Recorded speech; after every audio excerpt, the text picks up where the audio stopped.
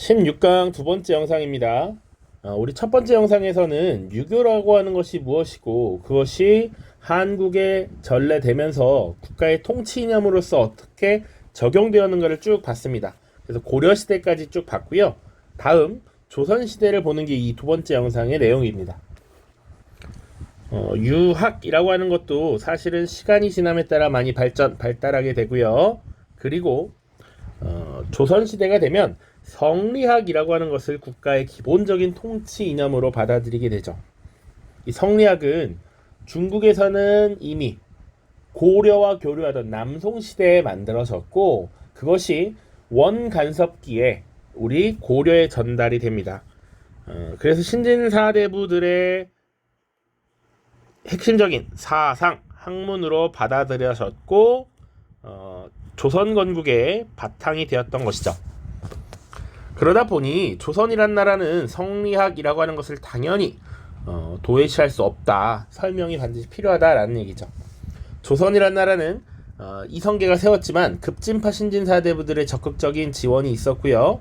이 조선은 신진사대부들의 주도에 의해서 유교윤리를 적극적으로 보급하고 성리학을 기본적인 통치 이념으로 삼습니다. 그것을 보급하기 위해 조선 초기부터 국조 오례의라든지 삼강행실도라고 하는 것을 편찬합니다. 국조 오례의는 국가에서 주관하는 5가지의 예법을 정리한 책이고요. 삼강행실도라는 건 성리학적 덕목에서 지켜야 될 이 3강을 어떻게 해야 하는가, 어떻게 지켜나가야 하는가를 그림과 설명으로 정리한 책입니다. 이것이 조선 초기에 만들어지면서 국가에서 중요시했구나라는 걸 알 수 있다라는 거죠. 그리고 유교에 대한 교육도 지속적으로 이루어 나갑니다. 그래서 유교라고 하는 것은 기본적으로 관리를 양성하고 백성들을 유교적으로 교화하기 위해서 실시되었다라고 보시면 됩니다. 그러다 보니 조선 전기에는 성균관과 향교를 통한 국가 차원의 교육이 중심이 되었다라는 거 기억하셔야 되고요. 16세기 중반 사림 세력이 형성되면서 사림이 설립한 서원들이 교육의 중심으로 지금 등장하게 됩니다. 여러분 날개 성균관에 대해서만 간단하게 좀 더 보면 고려 초 국자감을 고려 후기에 개편해서 고친 이름이 성균관이고요. 공민왕 때 이것을 개편함으로써 신진사대부를 육성했고 그 명칭이 조선시대까지 이어졌다라는 것이죠. 그렇다면 이 유학이 조선에서는 어떻게 더 발달하였는가 좀 봐야 되는데 기본적으로 유학은 인간의 이런 심성이나 가족윤리, 국가에 대한 충성 이런 것들을 강조했다면 당시 조선의 학자들은 조금 더 그 사상을 확장시켜 나가서 이 세상, 이 우주는 어떻게 만들어졌는가에 대한 관심을 갖기 시작합니다. 그래서 이기론이라고 하는 것은 기본적으로 이렇게 설명을 할 수 있어요. 우주 만물의 생성 그리고 그 변화를 설명하는 이론입니다. 생성과 변화를 설명하는 이론. 그래서 그 근본을 철학적으로 고심하고 그것을 설명하고자 노력했다라고 보시면 돼요. 그래서 이 모든 세상에 있는 모든 우주 만물은 이와 기로 구성되어 있다라고 보통 봅니다. 이는 우리가 보편적으로 생각하는 보편 혹은 관념 이런 것들이 될 거고요. 기는 그것을 표현하는 그릇, 그래서 혹은 현상이라고 이야기를 합니다. 그래서 이와 기와 두 가지 중에 어떤 것이 먼저냐 이런 걸 가지고 당시 사상가들이 깊이 있게 논쟁을 하는데 이 내용은 사실은 2학년 때 윤리와 사상을 배우게 되면 조금 더 자세히 다룰 겁니다. 이런 이와 기에 대해서 논의했던 대표적인 학자가 이황과 이이가 있습니다. 이황과 이이라는 인물이 조선시대의 유학자구나 정도는 당연히 알고 계셔야 되고요. 우리의 사상적인 체계에 많은 영향을 끼쳤기 때문에 우리 화폐에도 들어가 있죠. 자, 이황은 기본적으로 개인의 도덕성 그리고 개인의 지극한 수양을 강조했습니다. 그게 이황이고요. 물론 이황은 이와 기 중에서 이가 더 우선한다 뭐 이렇게 봤는데 요걸 뭐 다루진 않겠습니다. 일본의 성리학 발전에 크게 영향을 끼쳤다 정도 보시고요. 이 이는 조금 더 현실을 중요시 여겼습니다. 그래서 임진왜란 이전에 사실은 군사를 길러야 된다라든지 이런 현실적인 주장을 펼쳤고요. 세금제도 개편과 관련해서도 여러 가지 입장을 내기도 했습니다. 그래서 다양한 개혁 사상을 제시했던 것이 이다라는 것.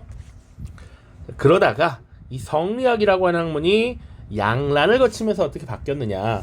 일단 양란이라고 하는 두 차례의 전쟁 있죠. 우리 이미 잘 알고 있지만 그래도 한번 정리해보면 양란이라고 하는 것이 임진왜란과 병자호란이죠. 지금 큰 전쟁 두 변을 겪으면서 사회가 굉장히 많이 바뀌었어. 변화하고 있어. 그렇기 때문에 성리학적 사회 질서, 이 국가를 지탱하고 있는 기본적인 관념이 흔들려. 그러다 보니 이 사회 질서를 다시 세우기 위한 여러 가지 노력이 나타나게 됩니다.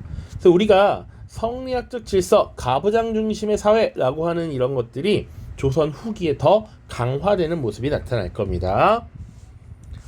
그 다음 마지막 실학 보시죠. 그러니까 성리학은 기본적으로 국가를 통치하고자 하는 이념이었어요. 그런데 이것이 세상이 변화함에 따라 적용되기 어려운 측면도 분명히 있었다라는 얘기죠. 그리고 방금 이어서 양란을 거치면서 사회가 많이 바뀌었기 때문에 이런 문제를 어떻게 해결할 것인가를 깊이 있게 고민해야 돼.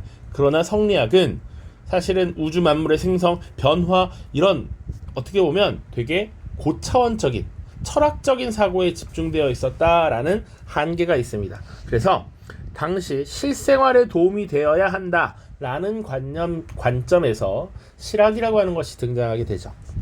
봅시다. 양란 이후에 신분 질서가 흔들리기 시작했어요. 그리고 수치 체제가 변화합니다.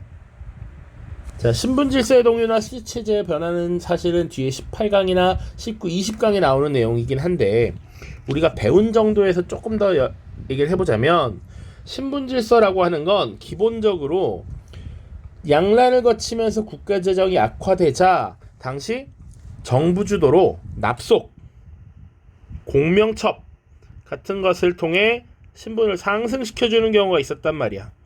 그러니까 양반이 늘어나고 기본적으로 일반 상민 그리고 노비들도 사실 줄어들기도 합니다. 기본적으로는 특권 계층이었던 양반 계층이 상대적으로 늘어나고 있었다라고 하는 것. 너나 할 것 없이 양반이 됐다.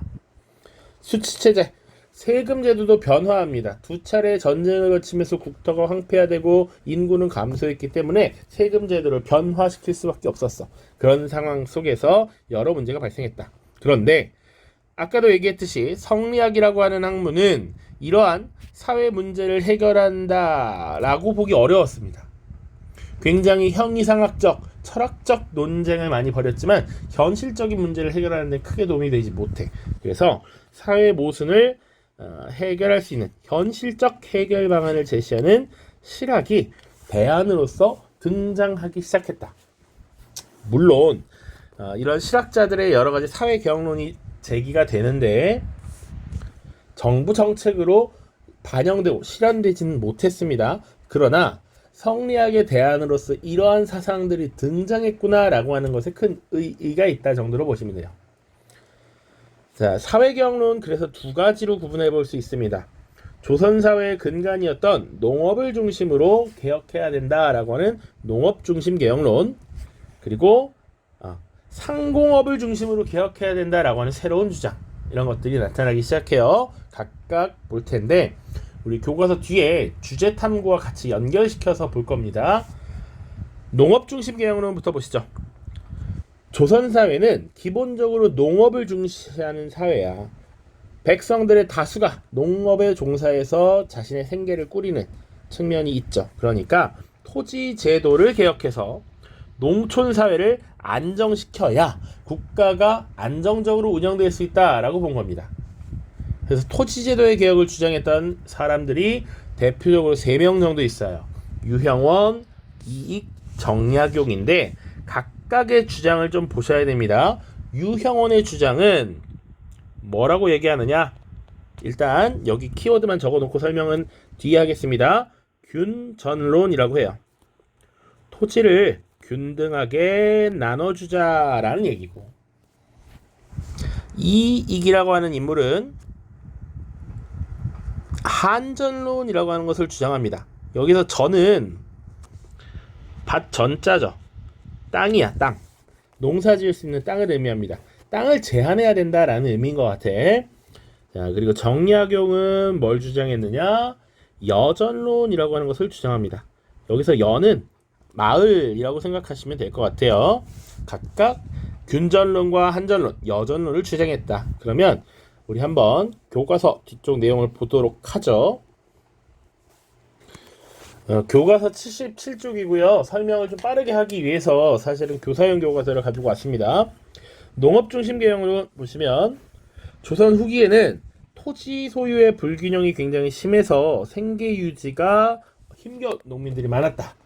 이에 유형원, 이익, 정약용 등의 실학자는 토지 제도를 개혁해서 농촌 사회를 안정시키고자 했습니다.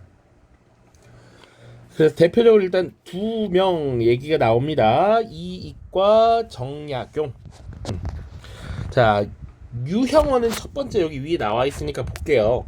농부와 유생, 현직 관리들에게 차 등을 두어서 일정한 면적의 토지를 지급하자라는 균전론을 주장했습니다.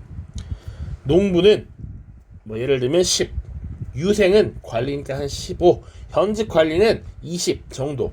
어떤 사람이냐에 따라 차등적으로 토지를 지급하고 그 토지를 직접 경작해서 먹고 사는 문제를 해결하자라는 거야. 그래서 여러분들 농업중심 개혁론은 기본적으로는 농사 짓는 농민이 토지를 소유해야 한다라고 하는 것을 공통적으로 주장해요. 이것을 한자로 밭갈다 경자를 써서 경자 유전의 원칙이라고 합니다. 자, 유형원은 지금 균전론을 주장했고요. 이익 보겠습니다. 국가는 마땅히 한 집의 생활에 맞추어 재산을 계산해서 토지 몇 부를 1호의 영업전으로 한다. 일단 토지 몇 부를 한 집의 영업전으로 설정하래. 자, 그러나 땅이 많은 자는 빼앗아 줄이지 않고 미치지 못하는 자도 더 주지 않으며 돈이 있어 사고자 하는 자는 비록 1100결이라도 허락해 주고, 땅이 많아서 팔고자 하는 자는 다만 영업전 몇 부 이외에는 허락한다. 그러니까 영업전은 팔 수 없다라는 얘기입니다. 이런 제도를 주장한 이유는 토지 매매를 자유롭게 하되 생계를 위한 최소한의 토지는 매매하지 못하게 하자, 영업전의 토지를 제한하자라고 했던 게 한전론입니다. 그래서 최소한의 생계 유지를 위한 토지는 농민들이 갖고 있어야 그들이 몰락하지 않는다라는 얘기죠. 오른쪽 정약용 보죠. 자, 이제 농사 짓는 사람에게는 토지를 갖게 하고 농사 짓지 않는 사람에게 토지를 갖지 못하게 하려면 여전제를 실시해야 한다.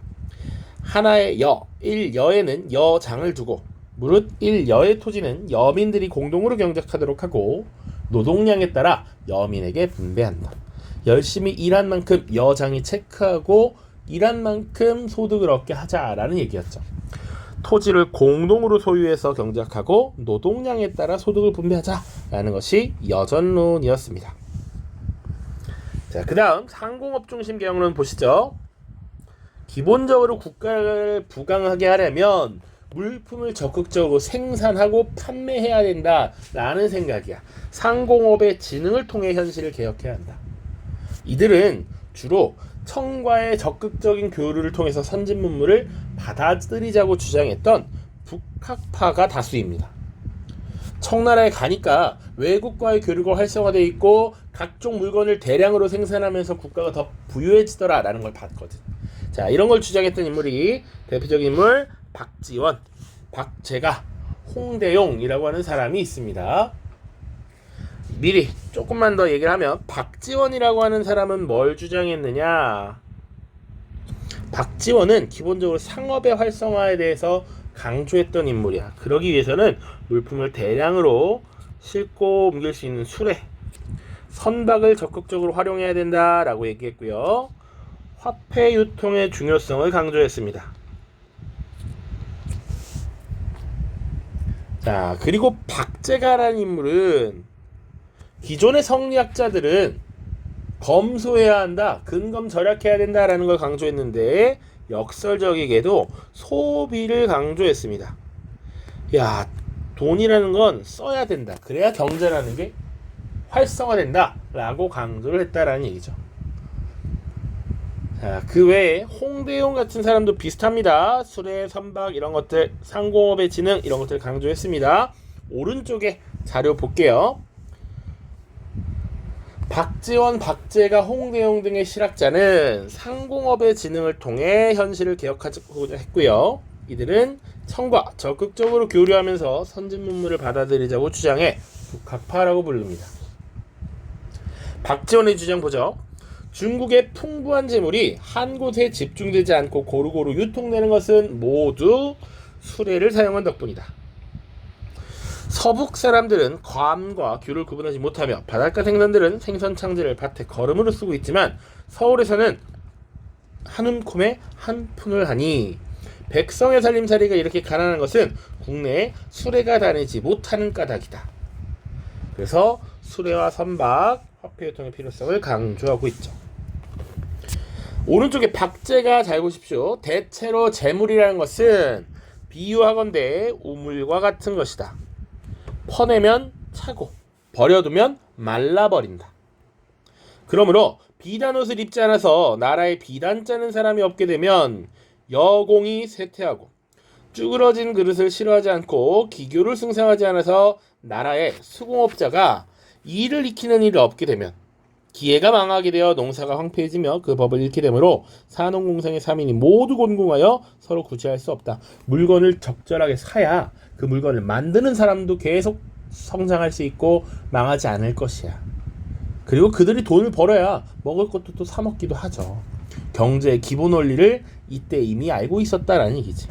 그래서 박제가는 북학의라고 하는 본인의 저서에서 조선이 처한 현실을 냉정히 비판했고 상업의 진흥 검약 대신 소비를 통한 생산 촉진, 선박을 이용한 통상을 주장했으며 중국과의 무역뿐만 아니라 다른 나라와의 무역도 할 것을 강조했습니다.